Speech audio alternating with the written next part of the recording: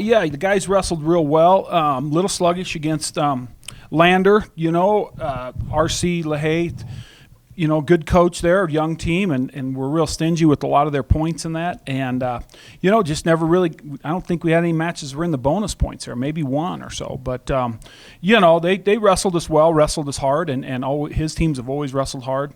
And when he was at Grand Canyon and that. But, wound up really putting it on him there in the end, and the guys wrestled pretty well. And then second duel against Coker, really didn't know what to expect there.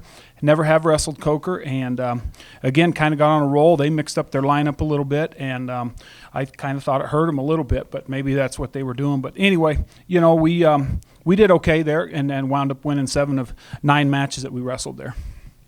And then looking ahead, you got Battle in Brownson on Friday, always kind of one of the bigger events that we host here, and then Colorado School of Mines on Saturday. Two really strong opponents this week. Well, you look at, I think 2 years ago, CSU Pueblo won the RMAC, I think, and when we actually had our RMAC tournament, they won it 2 years ago. Mines split last year with Western on the RMAC title, winning duels, and have a good, strong team this year. Kind of don't know where CSU Pueblo is. They've got some individuals on their team, but I think they'll be tough. They always show up with some good guys. But I think the Battle in Brownson, no doubt, these guys look forward to it, and it's a big night for us, and I think it'll be a good night. And then with Mines on Saturday, they're 3-0 in conference duels so far, and I think they're at the top of the region right now with the guys that they have ranked. They're, like I said, top of the region. They'd be ranked number 1 in our super region. Questions? So, you've got the emotion of Battle in Brownson because it's always a big crowd. It's a huge night. And then you got to come back the next night and wrestle a team like Mines. How do you guys make sure everybody uses the emotions in the right way night after night? Sorry, I didn't mean to stump you there. I think that's part of wrestling, really. I mean, you've got to be able to emotionally get up, and maybe a match you lost in the first round, you got to be able to get up again in an hour, 2 hours, whatever. That's kind of the way the regional is, or anything like that. Or if you lost at semifinals the night before, or whatever it may be, Battle in Brownson, we could win that, and then we got to be able to pick it up, and that's how we'll impress on the guys. That's what we need to do. I think that's just what you do in the wrestling world. I mean, you're wrestling back to back so much all the time, and not just in a night after night. It's hour after hour, and so you got to be able to pick it up. So, Collin? Yeah, I agree with Coach. I think it's just part of wrestling. I think we've all our guys have been around it. All their wrestling careers. The crowd is just part of it. So. I agree too. I know. I think it's just you gotta have a short memory. No matter what, win or lose, you can't let your emotions get the best of you either way. If you win, you can take some of those emotions into the next day, feel that high a little bit, but you can't let it get the best of you and, think you're all that and not, try to work too hard to beat the next guy, because he's thinking the exact same thing you are. He might have lost the night before, and he's got a chip on his shoulder. So I think that just goes along with everything, having a short memory like that. With that being said, Battle of Brownson is, a fun night, really epic, a lot of fans in the crowd, For you, getting on the mat in that environment, describe just what it means, to be in an event like that with such a big following. It's awesome. It feels great. I mean, even in the few duels that I've wrestled in now that haven't had as big of a crowd as the Battle in Brownson has, I mean, it feels amazing. You run out of the tunnel and you hear all the people cheering, I mean, even though we don't get a full packed gym like I wish we did sometimes, but it still gets loud in there. It gets kind of rowdy. It's a lot of fun. Coach, the 140s have been kind of interchangeable this year. Obviously you had Daniel come up and down. He did pretty well last week, and of course the 149s. I think CSU Public, they had a guy who beat 3 D1 guys last week, so obviously there's a pretty big matchup which is going on this week. You have a plan with who you got. You got Kings or Eric, who's going to kind of step in the 149 and 141. How you plan? Yeah, Eric will be up. I mean, we'll see where Peyton's at, see if he's ready to go at 57s. But Eric will probably be up there. He may be at 49s, we'll see. But Dylan Fuchs, we pulled him out of redshirt last week.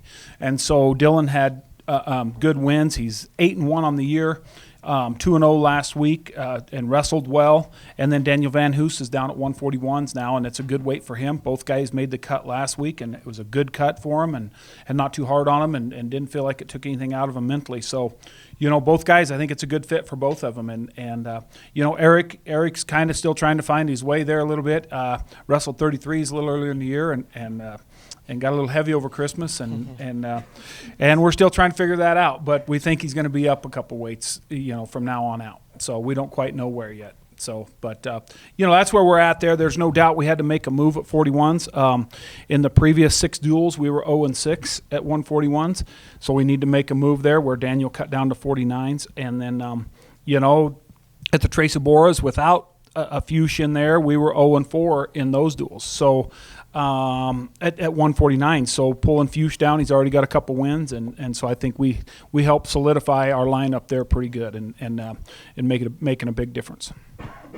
Well, then you add Fred Green in there, and if Peyton can come back, you're pretty solid right there from really top to bottom now. Yeah, we feel pretty good about it. I mean, Fred coming in at 165's got a couple wins, hadn't, competed for a while. And so, so that was good for him to get a couple wins. And, pretty much dominated. The first match, he kind of got a little sluggish there in the third period, but that's, kind of getting used to it. And that guy came on in the third, really. But, Fred really solidifying our 165s there right now. Is doing a good job, and we look forward to seeing where he's going to be at in the end. Conrad, I feel like your first year is going against you. Wrestled 125 last week, got a couple wins, and you've kind of been interchangeable sign this year. How do you feel like your year is going as you continue to progress going into the spring? Yeah, I love it here so far. I love the coaches.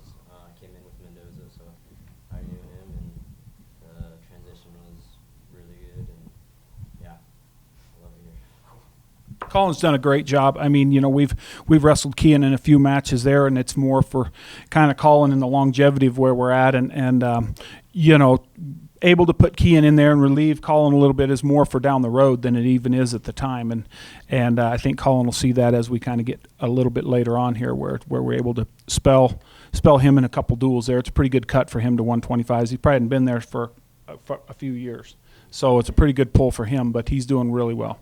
And then Donnie's coming back, going to be back here this week. He's been out since, probably the first week of Christmas when we came back. And so he's coming back, and look forward to get him back in the line. We could have used him last week if we needed to, but we went ahead and held off on using him in any of the duels last weekend. You ready for your first battle in Brownson? Have they been telling you about these things, or? Yeah, I've heard about it, yeah, so yeah, I'm excited. Question of the day. Oh, Lord. Oh, man. Bacon. Yeah. What's the most overrated holiday? We go 9 for 9. Yeah, let's see.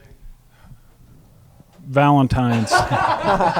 Is that it? Yeah, correct. What do you Why? you guys too? I second that. Yeah. Why? Oh, boy, don't let my wife listen to this.